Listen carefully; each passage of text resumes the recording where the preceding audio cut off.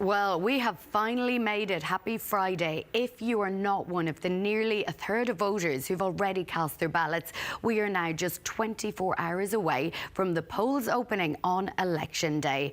After crisscrossing the country for more than 5 weeks, Anthony Albanese and Peter Dutton will spend their final day of campaigning, targeting marginal seats across multiple states. Despite the coalition starting ahead in the polls, it is trailing in all major polls. That turnaround since the start of the year. Labor is now on track to win either minority government, according to those polls, or perhaps even increase its majority slightly. Our political reporter, Evelyn Manfield, joins us now from Parliament House. She's watching things closely. Evelyn, what should we expect today? Happy election eve to both of you back there in the studio. Look, the pace is just going to continue from both leaders today. As you saw earlier, our reporter Jane was with the Prime Minister, Anthony Albanese, in Brisbane. He said he's going to continue crisscrossing the country, going to both Victoria and Tasmania today before heading on to New South Wales. Peter Dutton, of course, you saw Pablo with him a little earlier, beginning the day in Adelaide. Not sure exactly where that campaign will head next, but the pace is very much fast, trying to get to as many states and as many marginal seats as possible over the next little while, because it's not long now, just one sleep, of course, until polls do close tomorrow night. So both leaders trying to defend marginal seats that they hold, but also looking to make gains in various parts of the country as well. So pace definitely not slowing down, James. And Evelyn, we've heard from both major parties this morning. We've been hearing a lot from our audience as well, which seems to be ready for this campaign to be over. How are the leaders feeling? Yeah, we've heard from both Anthony Albanese and Peter Dutton this morning. Of course, as you mentioned earlier, the polls are pointing towards a returned Labor government, but both of them talk about that 2019 election, don't they? Peter Dutton saying that it was the quiet Australians who came out, of course, in that 2019 election to secure the Liberal victory, and saying that he still had no doubt that he could become a Prime Minister tomorrow night, saying that he expects there'll be some surprises as the count comes in. And then we've also heard from Anthony Albanese as well. He's saying that there's a mountain to climb, and also talking about that 2019 result, about the problems, I suppose, with trusting the polls a little too much, perhaps. Here's Jane Hume speaking earlier. It's way too early to have those conversations. You do not gut the chicken and read the entrails until you've gutted the chicken. But I can tell you this, we are going to be working for every single vote right up until 6 o'clock on election day, because we simply cannot afford 3 more years of Labor. Do you expect... So 5.6 million Australians have already voted, but there are still many more millions of people to vote. Now, James, you asked Richard Marles a little earlier about how he spends election night. Probably the pacing around nervously is the best answer to that question. I find that the closer I get to 6 o'clock on Saturday night, the more anxious and nervous I become. We work so hard to not put our headspace beyond 6 o'clock on Saturday night that the closer you get to it, the more anxious you become. We're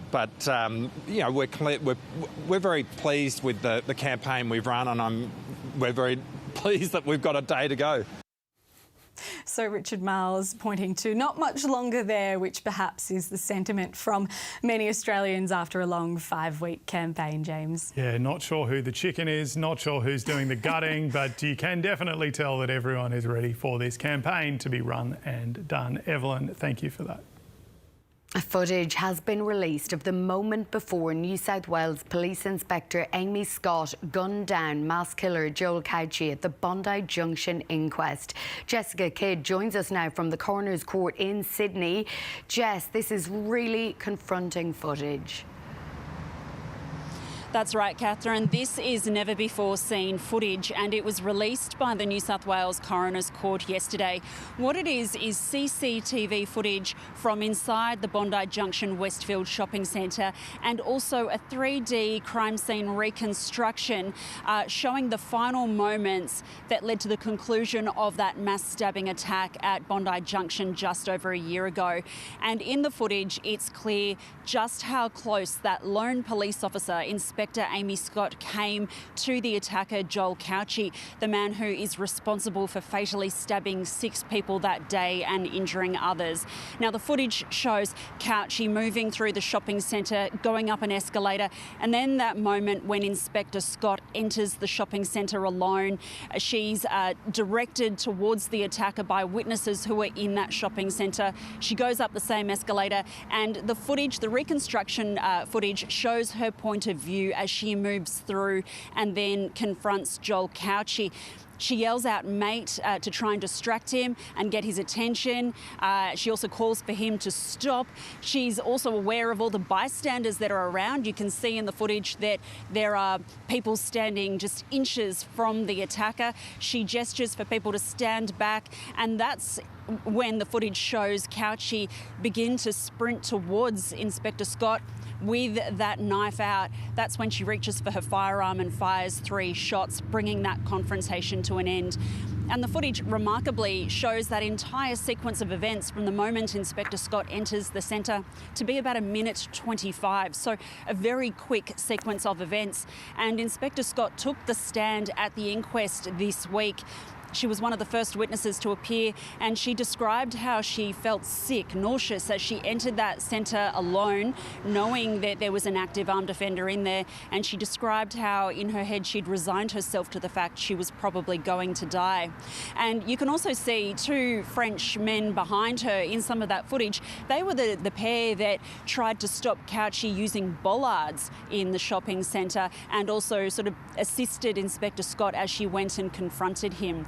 So a first week of the inquest this week. We also heard from 2 paramedics yesterday, one who described how he felt inadequate and frustrated as that shopping centre was declared a hot zone and paramedics weren't able to enter to assist people until it had been cleared, and another describing how the protective ballistics vests and helmets worn by specialist paramedics were kept in a central location and had to be deployed to the scene.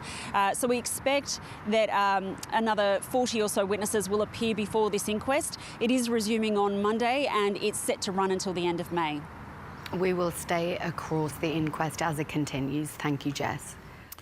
All right, we want to bring you some live pictures now because emergency crews are responding to a major incident on the M1 motorway just to the north of Sydney, with dozens of drivers forced to pull over with flat tyres because of shards of metal on the road. Those of you who know that part of the world will know that it doesn't take much to cause very, very big lines of traffic, and you can see it stretches on for a very long way there. Police say it's unclear what caused the spill at the moment. It's just south of the Carryong interchange. Transport for New South Wales says at least 30 to 40 vehicles are involved. That is where it is in the world. We'll bring you some more on that throughout the morning. Look at those pictures. The number of trucks in that queue as well. OK, now to other news. South Australia's parole board has told the ABC that Snowtown killer James Vlassakis has applied to be released on parole.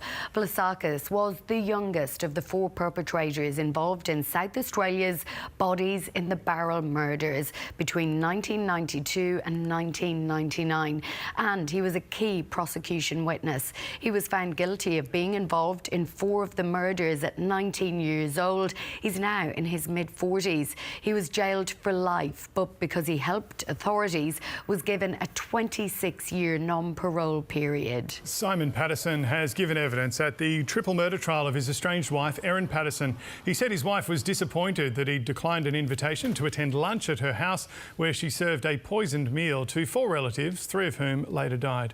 Ms Patterson told her husband that she'd spent a small fortune on eye fillet. The trial continues, with Ms Patterson's defence lawyer arguing that the death cap mushroom poisonings were a terrible accident. Israel's Prime Minister Benjamin Netanyahu has admitted that returning the remaining hostages being held by Hamas is not his supreme goal of the war in Gaza. He says his priority is achieving victory over the Islamist militant group. The US President Donald Trump will replace his national security advisor Mike Waltz. Mr Waltz created the Signal Group discussing military strikes in Yemen, which a journalist was accidentally added to. Mr Trump says Mr Waltz will be nominated to serve as the ambassador to the United Nations. Best-selling Australian cookbook author Nagi Maehashi says the trolling of influencer Brooke Bellamy must stop. Maehashi earlier this week accused Bellamy of plagiarising 2 of her recipes. She's now posted on Instagram calling for an end to the personal attacks on Bellamy. At the end of the day, we're talking recipes and this is a business dispute. We've got to be respectful about this. You know, it's the RecipeTin way.